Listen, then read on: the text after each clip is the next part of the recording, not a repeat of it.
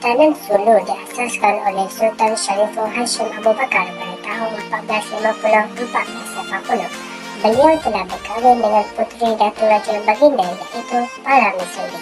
Geologi asal wilayah pemerintahan Kesultanan Sulu meliputi Pulau Sulu, Pulau Tawi-Tawi, Pulau Basilan, bahagian timur Sabah dan dua wilayah daripada Pulau Mindanao. Pusat pemerintahan kerajaan Kesultanan Sulu berpusat di Pulau Jolo.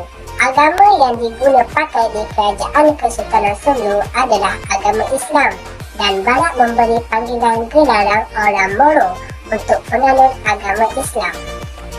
Penjajahan kuasa barat iaitu Spanyol bermula dengan penaklukan wilayah Cebu 1565 dan Manila pada tahun 1571.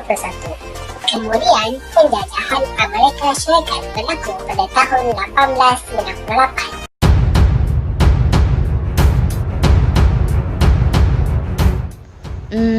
Apakah tujuan Spanyol untuk mendapatkan pelabuhan Sulu? Spanyol ingin mendapatkan pelabuhan Sulu bagi menjalankan aktiviti perdagangan. Pada tahun 1873, berlakunya peristiwa ketegangan diplomatik antara Jerman dan Spanyol. Spanyol telah membuat perjanjian dengan Sultan Sulu mengenai kedaulatannya. Spanyol ingin mendapatkan pelabuhan Sulu kerana aktiviti perdagangan dapat memberi keuntungan yang besar. Spanyol telah melancarkan peperangan terhadap pihak Jerman kerana Jerman tidak mempunyai pasukan perang dan pengkalan tentera di pelabuhan Sulu. Serangan ini dilakukan untuk menghapuskan kuasa lain di Kesultanan Sulu. Pada tahun 1871, Spanyol telah melakukan serangan dengan menyekat dan mengepung penduduk Sulu serta telah membakar kapal milik penduduk Sulu. Pada 11 Mac 1877, Spanyol telah diakui menjadi sebahagian daripada Kesultanan Sulu melalui Protokol Sulu.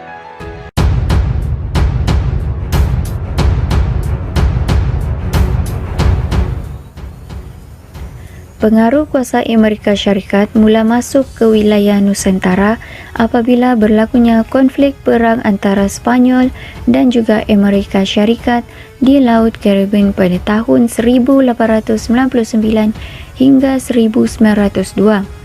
Penguasaan Amerika Syarikat ke atas Filipina terjadi akibat daripada pembakaran kapal terbang Amerika The Mines di Pelabuhan Havana pada tahun 1898.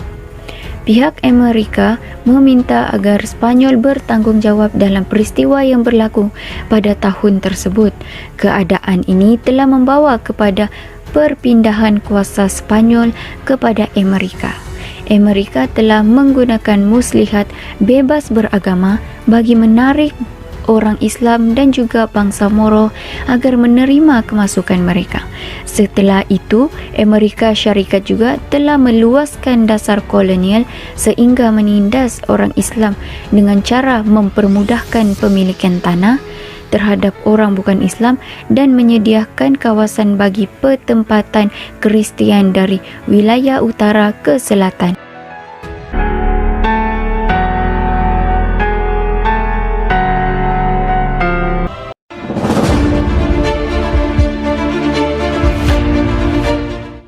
Penentangan Sulu.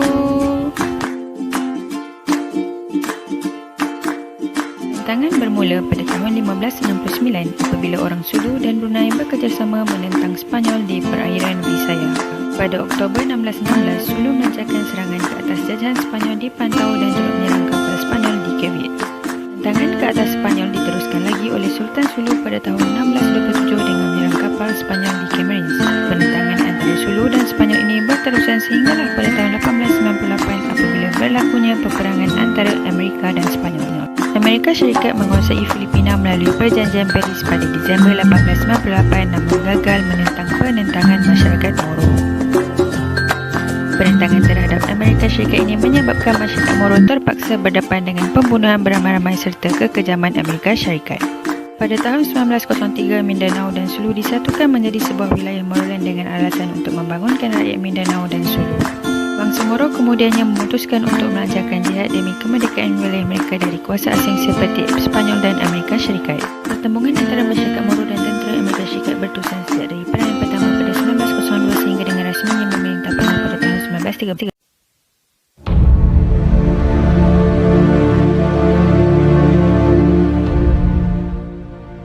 Pada tempoh masa yang penuh kacau bilau seperti abad ke-19 menyaksikan Kesultanan Sulu berhadapan dengan pelbagai kuasa penjajah seperti Sepanyol dan Amerika Syarikat. Selain itu, terdapat juga kuasa Eropah yang lain seperti United Kingdom dan Perancis.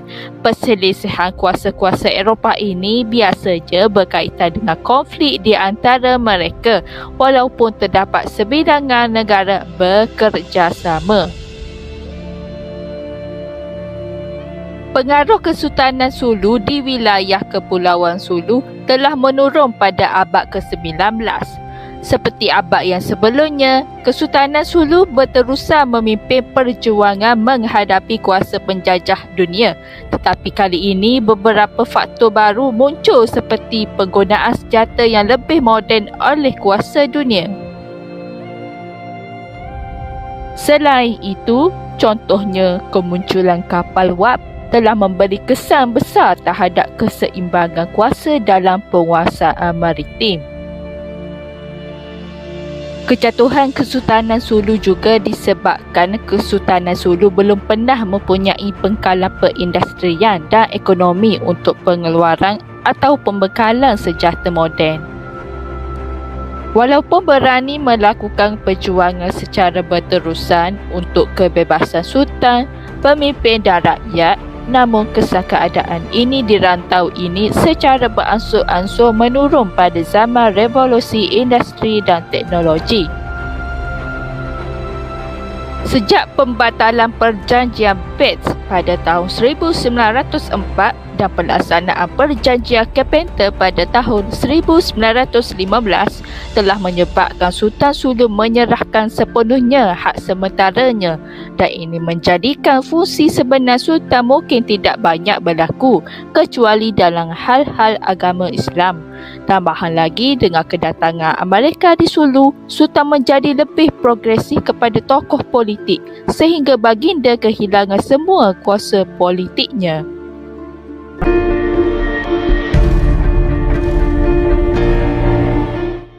Kedatangan Sepanyol telah memberi kesan kepada ekonomi kerajaan Sulu. Hal ini kerana Sepanyol telah memonopoli aktiviti perdagangan yang dulunya pesat kerana menjadi laluan perdagangan di antara Eropah dan China. Hal ini telah menyebabkan aktiviti perdagangan di Sulu semakin berkurang dan menyebabkan ekonomi di kerajaan Sulu semakin merundum.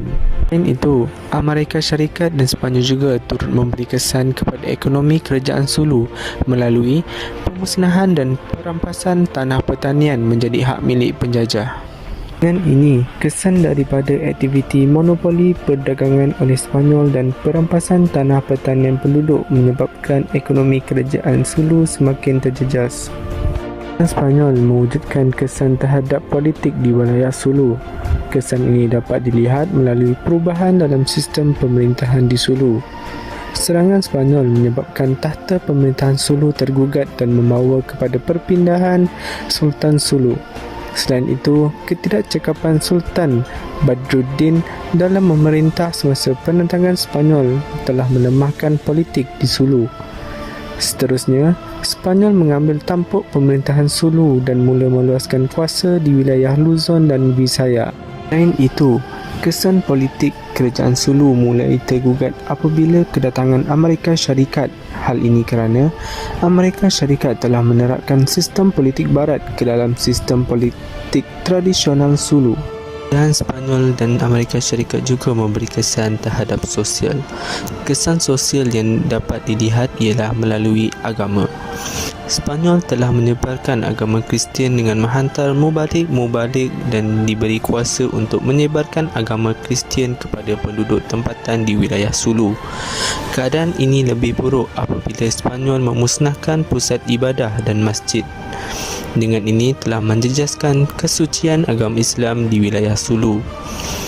Kesan sosial yang seterusnya dapat dilihat dari segi pendidikan. Selain itu, Sepanyol telah membuka 2,150 buah sekolah untuk menerapkan pendidikan di kalangan rakyat Sepanyol. Pendidikan Sepanyol adalah untuk menyebarkan budaya Sepanyol di wilayah Sulu. Kemusnahan infrastruktur juga ialah salah satu kesan sosial di wilayah Sulu. Kedatangan Sepanyol dan Amerika Syarikat telah mengakibatkan kemusnahan infrastruktur seperti kubu, perkampungan, kapal-kapal dan ladang-ladang yang telah dimusnahkan. Selain itu, Sepanyol telah merampas 112 alat peperangan milik Sultan Sulu. Dengan ini, penjajahan dan penintangan telah menyebabkan segala kemajuan infrastruktur tempatan di wilayah Jolo musnah dan ditawan oleh Sepanyol dan Amerika Syarikat. Secara keseluruhannya dapat dilihat wilayah Kepulauan Sulu dahulunya bermula pada tahun 1473 sebagai sebuah kerajaan Islam yang berpengaruh.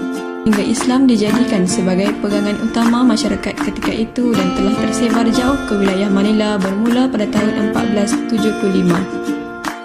Ia mula berubah setelah kedatangan Barat iaitu Sepanyol yang menjadikan perdagangan sebagai batu loncatan untuk menyebarkan agama dan menguasai Kepulauan Sulu. Banyak siri peperangan antara Sepanyol dan orang Islam Moro sehinggalah satu perjanjian pada tahun 1878 menandakan peperangan tersebut telah berakhir.